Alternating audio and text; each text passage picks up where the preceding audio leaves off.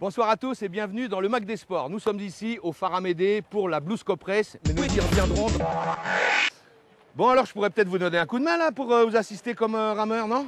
Je pense pas, là c'est un peu difficile quand même, c'est pas tout à fait fait pour toi. Ah c'est pas fait pour moi? Ah désolé, hein. Bon ben allez, on regarde quand même le résumé du week-end. Hein. La 5e édition de la Blues Cup Race a mis un terme à une période de 2 ans de malchance avec les conditions météo. Hier, le grand beau temps et les 25 nœuds de vent ont redonné de belles couleurs à la grande fête du nautisme. Plus de 350 concurrents sur divers supports à voile et à rame, dont un président et une marraine heureux. Extraordinaire, extraordinaire. En plus, j'ai la chance et d'être dans l'organisation et d'être compétiteur. Donc je vais voir l'événement des deux côtés de la caméra, on va dire. La stratégie de Mathilde Géron, c'est quoi? On part vite, on accélère. Bon, pas les garçons surtout, on va essayer d'arriver avant eux, mais on va voir. C'est ça le challenge, Ouais, avant les garçons. surtout, ouais.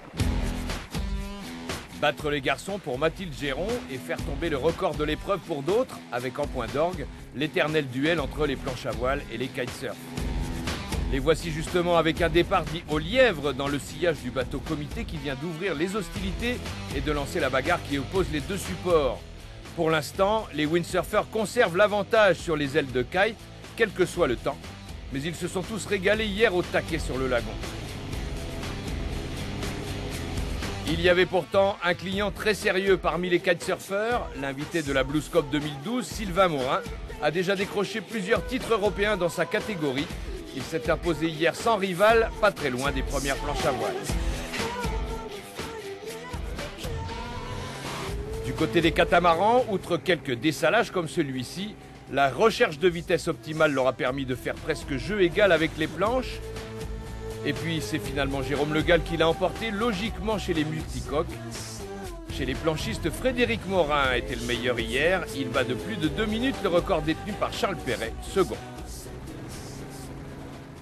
Le départ était chaud avec les kites sous le vent et les planches au vent, mais c'était quand même assez magique.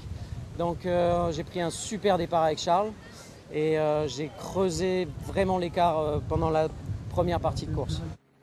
Nouveau temps de référence pour les 19 km, 23 minutes et 36 secondes et 4e place pour Nicolas Goyard, 16 ans.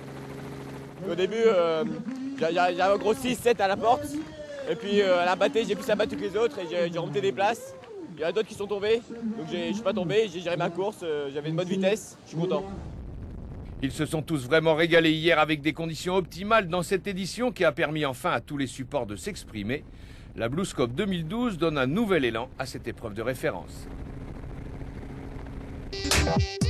Allez, cette émission est maintenant terminée. Bonne soirée à toutes et à tous et à lundi prochain.